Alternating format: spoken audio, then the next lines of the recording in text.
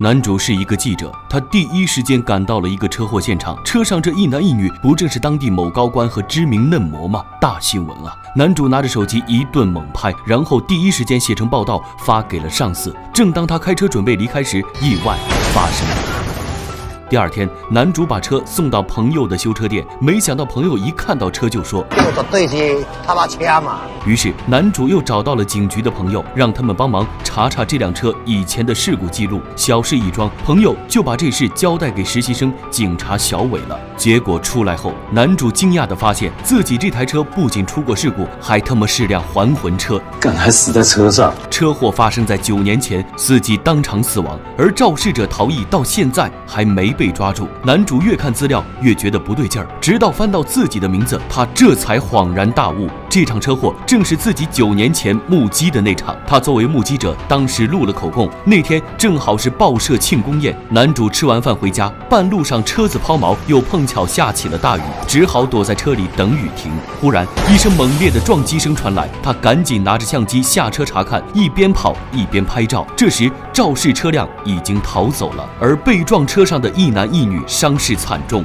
回忆完，男主心事重重地回到报社，没想到他被裁员了。原来他报道的那个高官和小三嫩模的新闻成了假新闻。事发后，高官在电视上澄清他早就和嫩模领了结婚证，两人是合法夫妻。就这样，男主成了一位无业游民。他问跟他有过一夜情的女神是谁提出要裁他的，女神说是总编。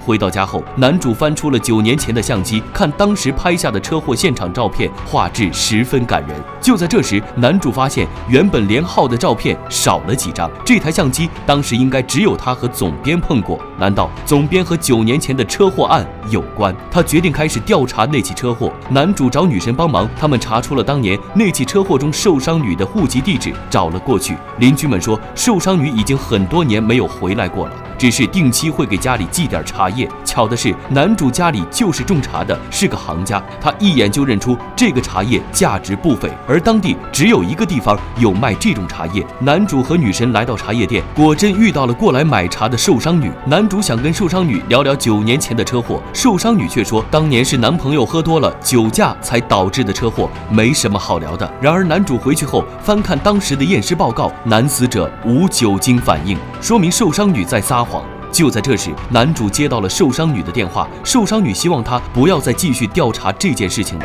正在两人通话时，一个陌生男子闯入了受伤女的家，受伤女大叫一声，通话中断了。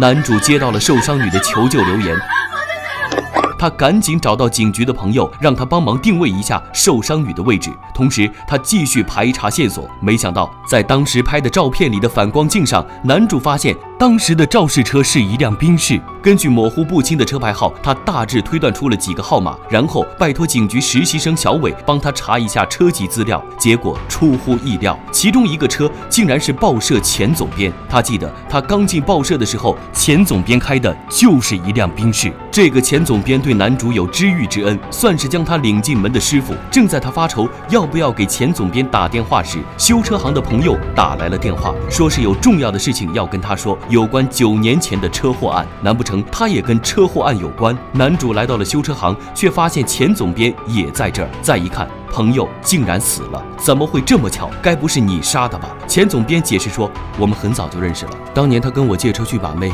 没想到两人出了车祸。他知道你现在正在调查9年前的车祸案，所以一直在跟踪你，最后没办法选择了畏罪自杀。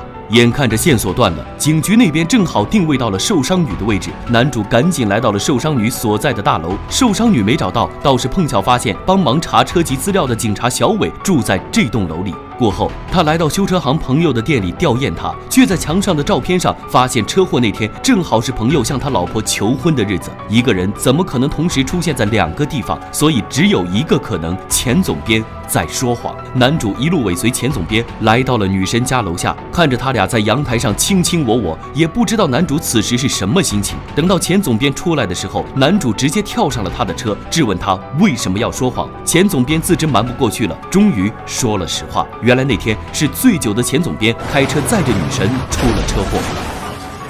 两人为了前途选择了逃逸，让修车行朋友帮他们处理了事故车。男主知道钱总编正在进军政界，于是威胁他：“你要我举发你吗？”但钱总编微微一笑，说：“你没有任何直接的证据可以证明我肇事逃逸。况且我认识你这么多年了，你不会傻到为了2个陌生人白白断送自己的前程。你想当15分钟的英雄，还是继续跟着我呢？”言下之意非常明显，果然男主迟疑了。男主突然回想起上次定位到受伤女后碰到的警察小伟有点蹊跷，又回去他家偷看，发现小伟此刻满身是血。男主担心受伤女遭遇不测，赶忙拿了根棍子冲进了小伟家，打晕了他。男主跑进屋内，发现屋子里有一扇门上了锁。就在这时，小伟突然冲了上来，将他打晕在地。接着，小伟拿来了一把菜刀，手起刀落，直接砍在了男主的头边。每个人都想查到真相。知道了，然后呢？小伟将钥匙丢给了他。就在男主拿起钥匙准备开门的时候，小伟突然看着男主问：“200万，好好吗？”男主愣住了。原来当年的那台车上不仅仅只有受伤女和她的男友，还有1000多万现金。男主看到现金后，鬼使神差的从里面偷了200万。原以为这件事只有他一个人知道，可小伟是怎么知道的呢？原来9年前，受伤女、她男友还有小伟3人是好朋友，他们一起策划绑架了富商女儿，并拿到了1000多万的赎金。正当受伤女和男朋友拿到赎金准备放人时，却发现小伟嫌小孩子吵闹撕票了。绑架案摇身一变，变成了杀人案。受伤女和男朋友害怕受到牵连，丢下小伟开车跑了。万万没想到，就在这时出了车祸。小伟赶到车祸现场，掐死了受伤女的男朋友，然后将钱拿走了。后来他又从医院把受伤女带回了家，囚禁起来。2人日久生情，小伟逐渐放松了警惕，将手铐解开了。没想到第2天，受伤女就带着钱跑了。小伟人财两空，为了找到受伤女的下落，他当了警察，找了她整整9年，一直到男主让警局朋友帮忙调查他的车，小伟才跟着男主找到了受伤女的下落，再次囚禁了她。这一次，为了防止受伤女再次逃跑，小伟直接砍掉了她的双手双脚。看到这一幕，男主直接吐了出来。小伟让男主送受伤女最后一程，但男主紧紧地闭着眼睛，不敢多看一眼。突然，他一个转身完成反杀，捅死了小伟。最后，男主当然没有揭发钱总编，而是以此要挟成功上位。此时距离影片结束还有10分钟，真正让人不寒而栗的反转还在后面。现任总编曾经劝男主回报社上班，并告诉他，当时提出要裁掉他的其实是他上司女神。女神当时为了自己不受牵连，弃车保帅，让男主一个人背了锅。总编还告诉他，9年前的那次庆功宴后，是女神开车送喝醉酒的钱总编回家的。男主这才恍然大悟，原来那天肇事逃逸的根本不是钱总编，而是女神。最后，男主和女神都升职加薪，2人在新闻发布会上相视一笑。电影到这里就结束了。男主从一开始的目击者，再到追踪者，最后又变成当事人。随着身份的不断转变，真相也逐渐浮现在我们面前。故事中每个人都不是清白的，他们身上或多或少的带着恶。这部《目击者之追凶》对人性黑暗面的描述，在今天的华语片里，绝对算得上是一次重大突破。